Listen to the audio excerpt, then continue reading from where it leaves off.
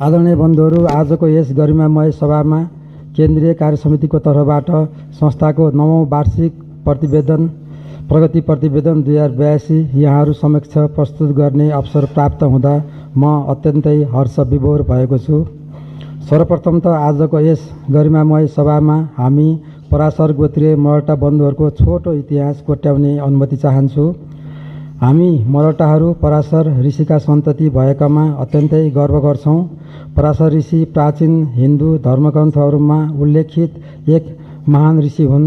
उहाँ वेद, पुराण र महाभारतमा महत्त्वपूर्ण स्थान राख्ने ऋषिहरूमध्ये एक हुनुहुन्थ्यो। पराशर ऋषि महर्षि वशिष्ठका नाति र शक्ति ऋषिका सुपुत्र हुनुहुन्थ्यो। उहाँलाई विशेष गरी विष्णु पुराणका रचयिताका रूपमा पनि चिनिन्छ। साथै उहाँका छोरा वेदव्यास नै महाभारतका रचनाकार थिए। पराशर ऋषिको योगदानले हिन्दू दर्शन, पुराण र ज्योतिषशास्त्रमा गहिरो प्रभाव पारेको छ। उहाँले प्रकृति, कर्म, धर्म र ईश्वर सम्बन्धी धेरै गहन शिक्षाहरू दिनुभएको मानिन्छ।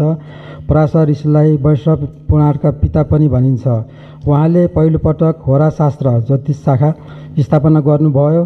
त्यसैले त धेरै हिन्दू पण्डितहरू आफ्नो वंश परम्परा पराशर गोत्रमा गन्ती गर्दछन्। समग्रमा भन्नुपर्दा हामी मरहटा बन्धु र पराशर ऋषिको सम्बन्ध वैदिक वंश परम्परामा गहिरो रूपमा जोडिएको छ। हामी मरहटा बन्धुहरू केवल नामका लागि पराशर गोत्रीय होइनौँ। हामीहरूले पराशर ऋषिद्वारा प्रतिपादित सत्य, धर्म र ज्ञानका सिद्धान्तहरू आफ्नो जीवनशैली र धार्मिक परम्परामा आजसम्म जीवित राखेका छौँ।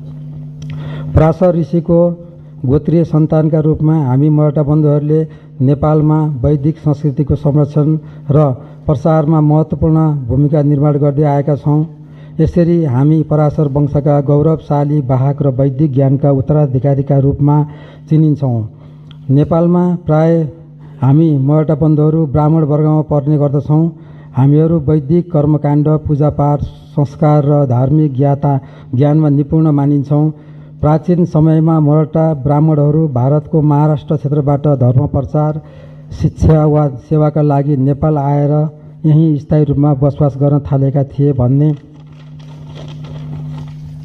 भनाइहरू सुनिए पनि हाम्रो वंशावली अनुसार छिमेकी राष्ट्र भारतको महाराष्ट्रबाट तत्कालीन गोर्खा राज्यमा पुजारीको रूपमा ल्याइएका रघुनन्दन उपाध्याय मरहटा एक बौद्धिक व्यक्तित्व भएकै कारण गोर्खा दरबारसँग नजिकको सम्बन्ध स्थापित गर्न गोर्खाको दार्मीचौरमा मरहटाहरूको बस्ती बसाउन सफल भएको वृत्तान्त इतिहासबाट प्राप्त गर्न सकिन्छ।